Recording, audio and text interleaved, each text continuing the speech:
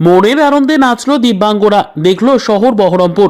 শারীরিক প্রতিবন্ধকতাকে দূরে সরিয়ে ফেলে বিশেষ চাহিদা সম্পন্ন বেশ কয়েকজন কিশোর কিশোরী মনের আনন্দে নৃত্য প্রদর্শন করলো শহর বহরমপুরের ব্যারাক স্কোয়ার ময়দানে। কথা বলতে না পারলেও কি হলো মনের ভাব প্রকাশ করাতে এক ইশারায় কাফি হ্যাঁ। যদিও আর 5 জন বাচ্চার মতো ওরা মা বলে ডাকতে পারে না, কিন্তু ওদের মায়েদের এতে কোনো আফসোস নেই।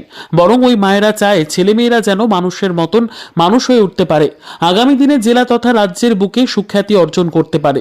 তবে প্রত্যেক দিব্যাঙ্গরা পড়াশোনা করে খেলাধুলো, নৃত্য, মুখাভিনয় এবং সর্বোপরি কবিতার সাথে মাইম করছে তারা।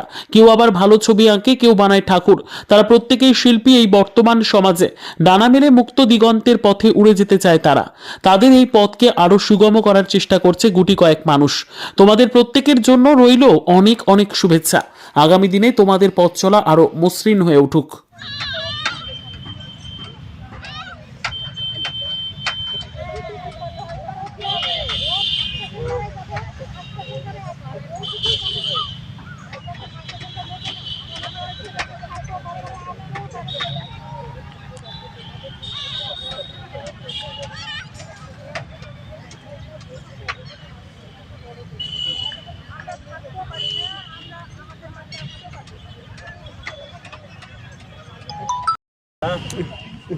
Ada, Allah sehat, Baik untuk Oh ber kamu. ওর কথা আমরা তো সবই বুঝতে পারি, মা তো মা হয়ে আমি আমার মেয়ের কথাই বুঝতে পারি। ও যেভাবে বলে সবটা সামনে থেকেই।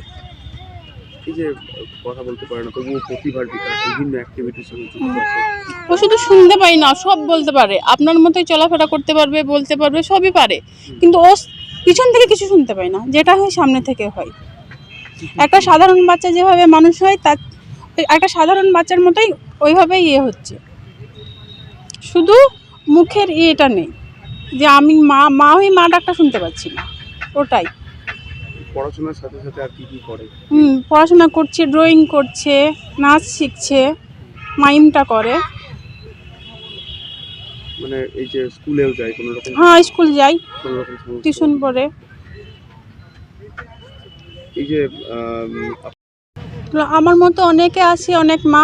আমিও চাই আমার মেয়ের মতো তারাও মানুষ হোক। আমি যখন থাকবো না, যেন এই সমাজ যেন ওকে ছোট করতে না পারে। আমি চাইছি আর 5টা সাধারণ ছেলে মেয়ের মতো আমাদের ছেলে মেয়েগুলোও যেন মানুষ হয়, যেন চলতে ফিরতে পারে। যখন আমি থাকবো না, ও যেন নিজের কাজটা নিজে করতে পারে, চলতে পারে, ওইটুকুই চাইছি। কি নাম আপনার? নাফসিনা খাতুন, রেজিনগর থানা। আমাদের ছেলেরা স্পেশাল চাইল্ড, কিন্তু তবুও আমাদের এতে খুব খুশি আমরা। কারণ এমনি নর্মাল একটা ছেলে আমাদেরকে যেখানে পৌঁছে দিতে না পারে, স্পেশাল চাইল্ড হিসেবে আমরা সে মায়েরা অনেক দূর পৌঁছে গেছি, যেটা আমরা জীবনেও কোথাও দেখিনি। আমরা সেই জায়গাও কিন্তু দেখে নিয়েছি স্পেশাল চাইল্ড হলেও।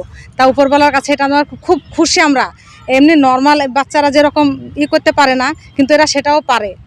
আর উপরবেলা আর একটা দিয়েছে ওদেরকে, যাদের স্মৃতিশক্তি আছে, চোখ, কান, নাক সবই সজাগ, শুধু কথা বলতে পারে না আর শুনতে পায় না। আর অন্যান্য বাচ্চারা যেরকম দেখি বড় বড় মানুষের যেরকম হাত পা সব অসাড়, যেগুলো তুলে নিয়ে হয়তো বাথরুম করাতে নিয়ে যেতে হয়, স্নান করাতে নিয়ে যেতে হয়, এদেরকে কিন্তু সেটা নিয়ে যেতে হয়। নিজেদের চলাফেরা নিজেরাই করে। তাই এটা আমাদের উপরবেলার কাছে অশেষ ধন্যবাদ যে আমাদের ছেলেরা এরকম স্পেশাল চাইল্ড। আগামী দিনে ছেলেকে কি হিসাবে দেখতে চাইছেন? মানুষের মতো একটা মানুষ হোক, যেহেতু আমরা কষ্ট করছি। কি নাম আপনার? আমার নাম আবিদা বেগম, কোথায় বাড়ি? বেলডাঙ্গা। যুদ্ধ তুমি, যুদ্ধ আমি, যুদ্ধ দূরে, যুদ্ধ কাছে, বাঁচতে চাওয়ার চেয়ে বড় যুদ্ধ বলো আর কি আছে। আর সেই বাঁচার লড়াইয়ের জন্যই আমি এই বাচ্চাগুলো নিয়ে কাজ করি। আসলে আমি কবিতার সঙ্গে যুক্ত মানুষ, নদিয়া জেলা থেকে। কিন্তু আমার মনে হয় যে শুধুমাত্র নদিয়া জেলা নয়, সমস্ত জেলার সঙ্গেই আমরা যাতে কাজ করতে পারি। আর এবং সেই বিষয়টা খুঁজতেই আমি এই বাচ্চাগুলোকে পাই। দাদা বা এই দিদিদের সঙ্গে আমার যোগাযোগ হয়। এরা স্কুলে যে সুযোগটা পায় না, আমি চেষ্টা করেছি আমার কবিতার সঙ্গে এদেরকে যুক্ত করতে, এবং বিভিন্ন অনুষ্ঠানে এরা যাতে এদের মাইমটা দেখাতে পারে, সেই প্রচেষ্টাটুকুই আমি করে থাকি, যাতে এরা একটা ভবিষ্যতে ভালো জায়গা পাক, এটুকুই চাই। কি নাম? মধুমিতা গঙ্গোপাধ্যায়।